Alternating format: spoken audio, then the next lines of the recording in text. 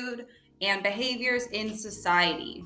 So we have things that we call cultural traits.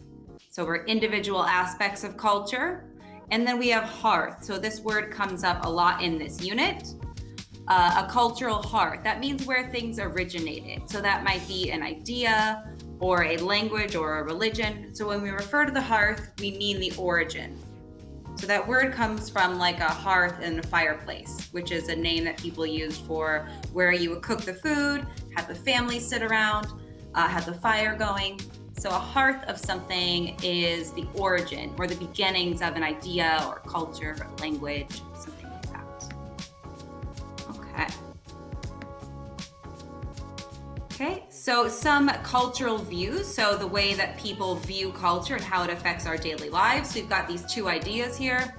One of them said that our beliefs and our practices are based on our own culture rather than judging another's. The other one says that we have preconceptions based on our own culture.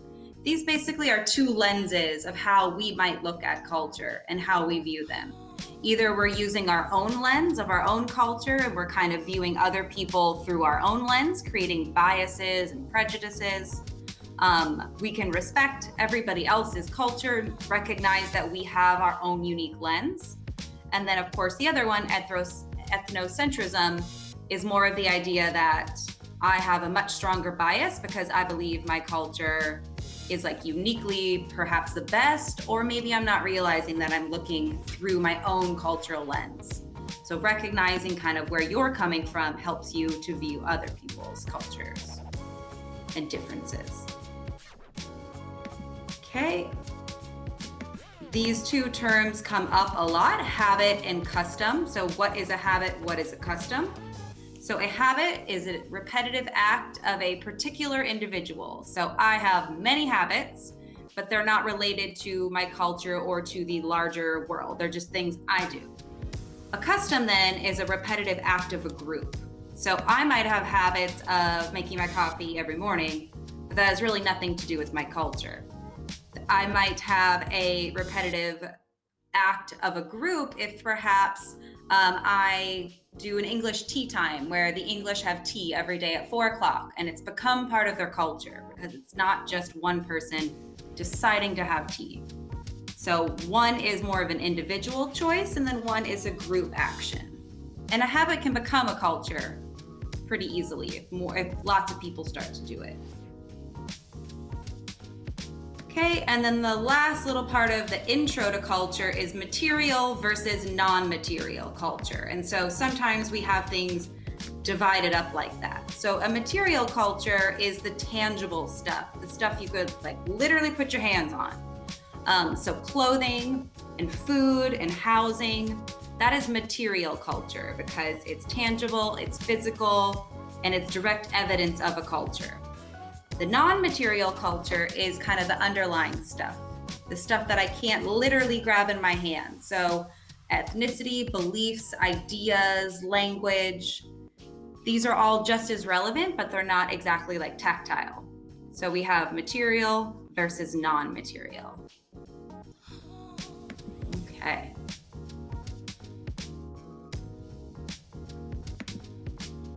I'm going to have you look at this chart for a while here because these are the main differences that come up in the beginning. So the difference between pop culture and folk culture. Like I said, you have access to this, but if you have the ability to like take a screenshot, take a picture, I have a few charts during this where there's lots of info and it'd be a really good one to study and kind of practice with. So if you do have access to either your phone or screen, take a screen grab of it. This would be a helpful one to do. So this is looking at the differences between pop culture and folk culture. So we have the differences in characteristics, one being heterogeneous, very large, and then the other one being very small, kind of isolated, homogeneous. Then we have our origin, so where these places, trends, ideas, where they came from. So if you notice for pop culture, there's usually a really specific time and place, so I can trace it back to a moment in time. And for folk culture, it's a little bit more anonymous, so we don't know where it came from, it's just something we've always done. Diffusion, we're going to talk about the different types of diffusion, but we have two different ways that the cultures have spread as well. And luckily, if you're ever stuck on remembering them, they're opposites of each other. So if one is fast, the other is slow. If one is large, the other is small. So that's kind of nice because they're always just opposite. So if you can remember even just one column, it'll be helpful to remember the other one as well. Okay. All right. Let me go over here. Sorry, so many things to click. At least topics that might seem more familiar. So we are going to look at all of the patterns surrounding language, religion, and everything that has to do with culture. So how we use it to identify where we live, our attachment to places, and how it shapes our cultural landscape. All the patterns that we see around culture. So one of the forces that comes up that helps shape our views of cultural patterns and whether they kind of their motivations and their effect on a cultural landscape is whether these forces or these cultural factors are forces that unite or forces that divide. And we'll definitely go into more depth about these two terms when we get to political geography. So in the next unit, big time, because this has a lot to do with politics and ethnicities, but this also comes with all these cultural factors, religion and language. So just remembering which is which. I think there's a helpful tool there. If you look at that tiny little words that I didn't need to make so tiny, but the centripetal, the one with the P, it helps if you remember that the P stands for peace. So that is the positive one. These are forces that unite and pull people together. So if a country shared the same religion, if they share the same language, or if they're a very accepting multicultural society, those could be things that bring a country together, cultural factors that pull a country together. And then the centrifugal, the one with an F, I remember the F is for fighting or forcing apart, because it's hard to remember which word means which. So the one with the F is forces that divide people. So these will things that could create conflict or persecution or any kind of issue that would make a country feel less united. So the one with the P is peace. The one with the F is fight. So positive, negative, whatever kind of helps you remember the difference in those two words, because they kind of sound the same. Okay. These are my favorite. I don't know. I love diffusion. So we're looking at all the ways that culture and religion and all of these types of things can spread and relocate and change countries and mix with the populations. So there are four main types that fall under kind of two larger umbrellas. There'll be a couple charts here you might want to take a screenshot of, but we'll do some practice with it and look at the major types of diffusion. Okay. This definitely came up. So this is the chart that might be helpful to remember because we have two larger categories. We have expansion and relocation.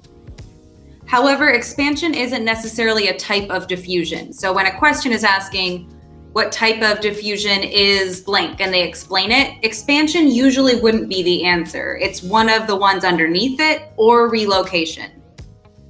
Expansion is the larger category. So if you go from the top, when culture diffuses or spreads, it can either spread on its own, which is expansion, and then we have those three versions of it, or relocation, which is someone up and moving and taking the idea or the trend or the language with them. So the expansion, those three are ones that spread on their own, and then relocation is people are doing the spreading. And we're going to go into detail about each of these. But this chart is a good one to remember and to come in, have it come in handy for you. It gives you like a quick little summary of what each type is. So we've got contagious, hierarchical, stimulus. Those are our expansion ones. And then for relocation, it's just the one relocation. Awesome. So hopefully these terms are pretty familiar to you. Most classes cover these in multiple units, not just culture, because more than culture can diffuse. Religion can, agriculture can. So this could come up in lots of different topics. So knowing these main 4 types of diffusion can help you in several different units in an explanation question. Okay. So our first one under expansion is hierarchical. And so this one is the spread of an idea through an established structure. So this is that node type of spread. If you've seen those diagrams where there's a central node and then things spread from that. And so the way I remember this one is people and places of power. So that might mean it comes from the head of a company, and then it goes to the next level managers, and then it goes to several other managers. Yes, and definitely cities. Yeah, the one that always comes up, someone just said in the chat, is this idea of fashion trends going from the larger cities. The fashion trend example is the one that most often comes up. And this is the idea of these larger cities, which would be places of power. Yeah, kind of coming up with an idea or an intervention, and then it's spreading and it eventually gets down to smaller cities. So I live in New York now, so I might see trends that I grew up in Wisconsin, and I know that like my mom's local store is probably not going to get what we have for years. So it's going to take a while to like trickle down to her. And then again, that can also happen from people of power. So people in authority, if the president or the governor or the pope makes a decision, and then it spreads out like that. Okay, so that is that one, and we'll do some more examples in a moment. Okay, and then our next one is contagious. And it is normally like it sounds, but don't be tricked to think that all diseases or medical related things spread contagiously, because they don't. That's just kind of the term. So a contagious diffusion, the key is the word equally. That it spreads through a group of people equally, regardless of power, position, or economic status. So this is a trend or an idea or something that kind of spreads totally equally. So it doesn't matter if you can buy it. It doesn't matter if you're in power. Everyone kind of hears about, spreads this new idea or trend. And so the difference between this one and hierarchical is that this one spreads equally. The other ones do not. And so that's why, when they look at, there's always the example of how HIV spread, and people think contagious because it just sounds like, I don't know, it's a disease, it must be contagious, but it's not. So remembering that it's because not all people equally get certain types of diseases. Okay. So these are the pictures to compare the two, because sometimes it's hard to remember how are they actually different. So that first one, A, that is contagious. So you have a source, and then it says, notice virtually all would adopt it. And then the second one, hierarchical, is we have these places and people of power that are spreading it, but it's not spreading everywhere. And they call that leapfrogging. So it's jumping over some people or cities or ideas. Yeah, everyone's talking about that in the chat there. So that's kind of the way I remember, is just really the word equal. Contagious, it's equal. Hierarchical, it's not. Okay.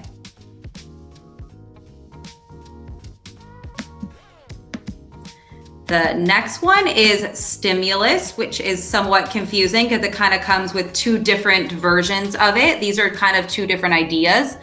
But stimulus diffusion is spreading an idea while it's being modified in some way. So you can see there's sort of two versions here. So on the first part, it's the spread of an underlying principle, even though the characteristic doesn't spread.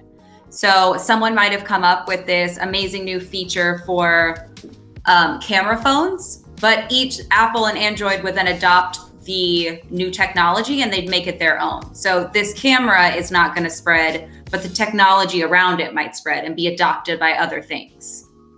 And then the second part is that an idea kind of spreads, but each person that takes in this idea is adapting it in certain ways. So I think the example that always comes up with this one is the like veggie burger at McDonald's. So that's going to kind of be the idea that they're taking the McDonald's format, but they don't eat beef in certain countries, so they would make something different. So you're taking the general ideas and you're modifying it in some way. And that's what stimulus diffusion is. Something is being modified to respond to the culture that's adapting it. So everybody's being changed a little bit. And this usually happens with technology, with foods, with something that needs to be adapted to the current culture.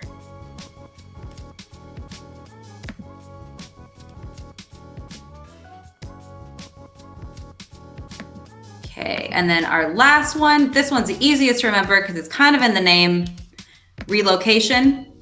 So this occurs when people actually relocate or migrate or move, and they take their cultural attributes with them. So that might mean they take their language with them, or they take their religion, their food, their clothing, and a lot of things move this way as well. When enough people relocate with their cultural ideas and practices, it can spread pretty easily once it's there.